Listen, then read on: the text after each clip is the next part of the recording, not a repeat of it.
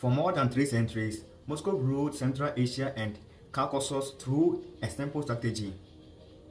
Keep the region dependent, divided and afraid. It worked under the Tsars, it survived the Soviet Union, and Vladimir Putin believed it will last forever. But history has a bit of collapsing quietly before it explodes in public. While Russia focused its military power on Ukraine and its political attention on NATO, a different transformation began spreading across the Turkic world. Not with tanks, not with invasion, but with language, trade route, technology, energy, and identity. And at the center of this transformation stands Turkey. The declaration signed in Astana in May 14, 2026, called the Eternal Friendship Declaration, was not just another diplomatic ceremony. It marked something much larger, the acceleration of geopolitical realignment that Russia spent 300 years trying to prevent.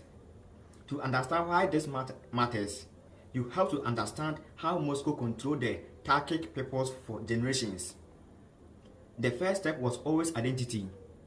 In the 1940s, the Soviet Union authorities forced Turkic populations across Central Asia to abandon the Latin alphabet and adopt Cyrillic.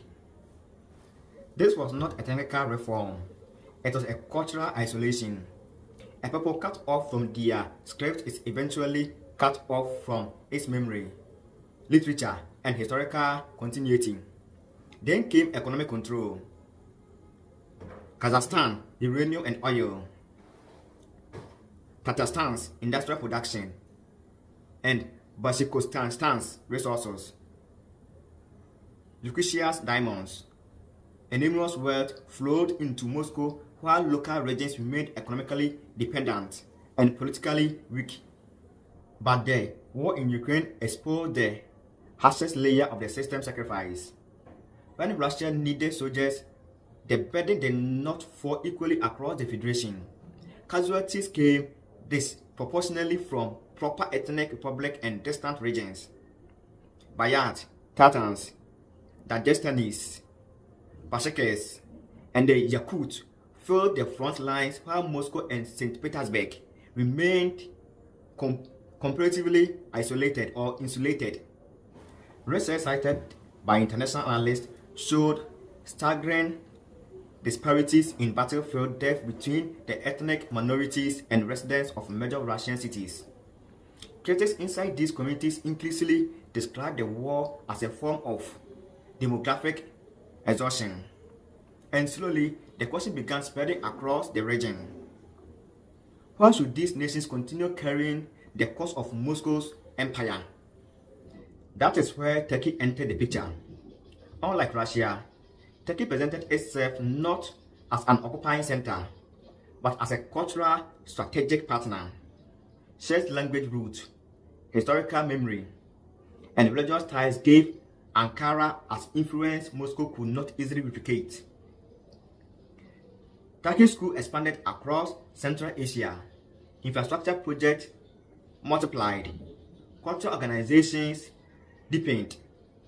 Television, education, and business networks created something Russia had long feared, a shared Turkic political imagination. For younger generations in Kazakhstan, Uzbekistan, and Kyrgyzstan, the image of successful modern regional power increasingly shifted away from Russia and toward Turkey. Then came a military dimension. Turkey's drone industry changed warfare globally, and Central Asia noticed.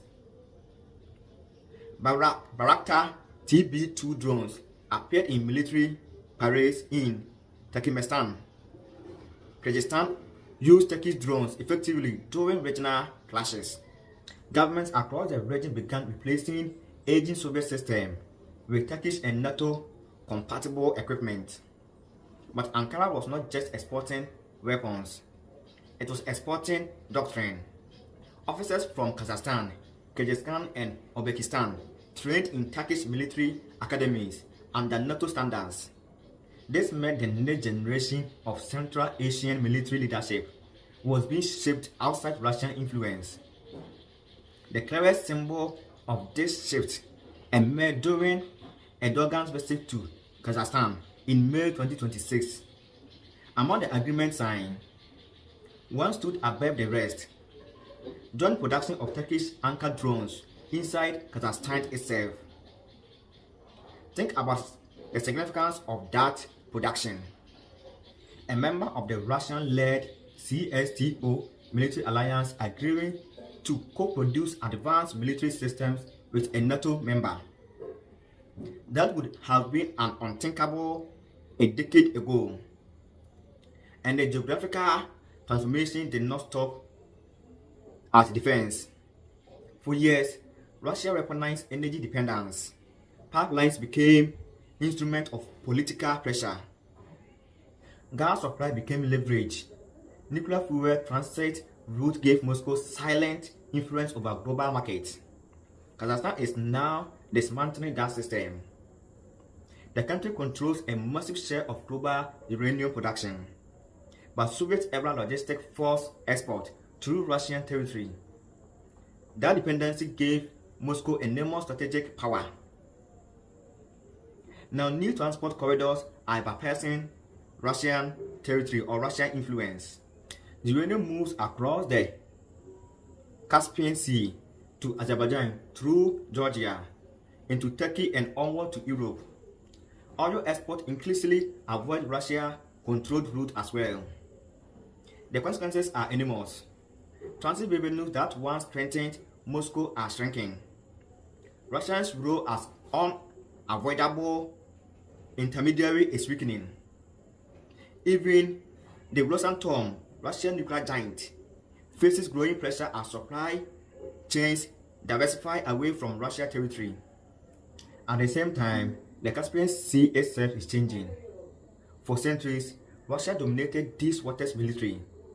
But now, Azerbaijan and Kazakhstan are expanding naval cooperation, while Turkey supports modernization efforts across the region. Joint naval exercises in the Caspian signaled a new reality. Moscow is no longer the uncontested security power there. And behind all of this stands the rise of a middle corridor. This trade route stretches from China through Central Asia, across the Caspian, through the Caucasus and Turkey, directly into Europe, completely bypassing Russia. Before the Ukraine war, the overwhelming majority of China to Europe grain trade crossed China or Russia territory. Today, investment is rapidly shifting southward. China is investing billions, Europe investing billions. International financial institutions are facing railway expansion across Kazakhstan and the Caucasus. The message is unmistakable. The West is building alternatives to Russia. At the same time, Moscow's own alliances system is weakening. The CSTO, once presented as Russia's answer to NATO, is increasingly fractured. Armenia signaled intentions to distance itself. Kazakhstan reduced military cooperation. Uzbekistan never returned after leaving years ago. Internal unity is eroding precisely when Russia is facing crisis. Cultural separation is accelerating too. Kazakhstan continues transitioning away from Cyrillic toward the Latin alphabet. Uzbekistan already completed much of the shift. Russian language dominance is gradually declining in key areas. This matters far beyond symbolism. Language shapes media influence, political narrative, and information control. Reducing dependence on Russian language infrastructure weakens Moscow's ability to shape public opinion inside neighboring states. The digital space is changing as well. Fiber optic projects under the Caspian Sea aim to connect Central Asia directly to Azerbaijan and Turkey without routing communication through Russian system. Financial flows are shifting too, with regional capital increasingly moving toward Astana and Istanbul instead of Moscow. Even inside Russia itself, signs of strain are appearing. In regions like Tatarstan and Pakistan, critical industrial centers supporting the Russian war machine. tensions have grown over political centralization and economic inequality. Meanwhile, ethnic minority volunteer formations fighting alongside Ukraine have emerged as symbols of anti-Kremlin resistance. Their message is simple: Moscow extracts resources and manpower but offers little in return. Still, the situation is not simple. Kazakhstan continues balancing carefully between Turkey, China, and Russia. Despite deepening cooperation with Ankara, it has not formally abandoned Russia-led structures. Leaders in Central Asia understand the risk of provoking a nuclear power that shares thousands of kilometers of border with them. China complicates the picture even further. Beijing supports the Middle Corridor because it reduces dependency on Russia. But China does not want a total Russian collapse either.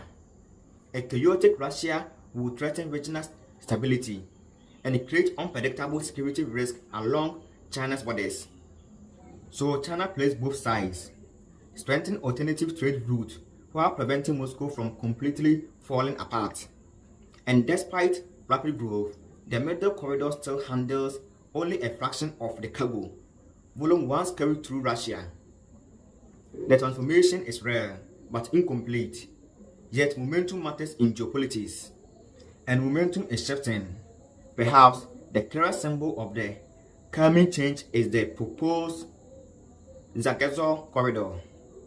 For decades, geography helped Russia maintain influence by physically separating Turkic states from one another. Borders drawn during the Soviet era ensured that Turkey could not directly connect the land to Azerbaijan and Central Asia. Zagazor could change that forever. If completed, it will create a continuous transport link stretching from Turkey through Azerbaijan and across Central Asia toward China. That will not simply be a transportation project. It will be the physical reunification of the Turkic geopolitical space. Russia understands the implications. Iran understands them too. Both have resisted the project intensely because it weakens the strategic leverage over the Turkic countries. But Azerbaijan and Turkey continue pushing forward, backed indirectly by global demand for alternative east-west trade corridors. This is why the struggle unfolding across Central Asia and the Caucasus matters far beyond the region itself. The conflict is no longer just about territory, it is about systems. Russia's model dependent on centralized control, dependency, and fear. Turkey's model relies on connectivity, trade shared, identity, and strategic partnership. One system is vertical, the other is networked. And in the modern world, networks often outcast empires or outlast empires. Putin launched the war in Ukraine, believing he could restore Russian influence and push NATO backward. Instead, the war assassinated something Moscow feared for centuries: the gradual escape of the Turkic world from Russian control. The battle is no longer being decided only in the trenches of Donbass. It is unfolding in the pass of Akhtar, in railway corridors crossing the Caspian Sea, in Turkic defense factories, in fiber optic cables under the sea, and in diplomatic summits from Astana and Baku. For 300 years, Moscow held this region together through pressure. Now pressure is fading, and something entirely new is rising in its place. Thank you for watching. Peace be upon you.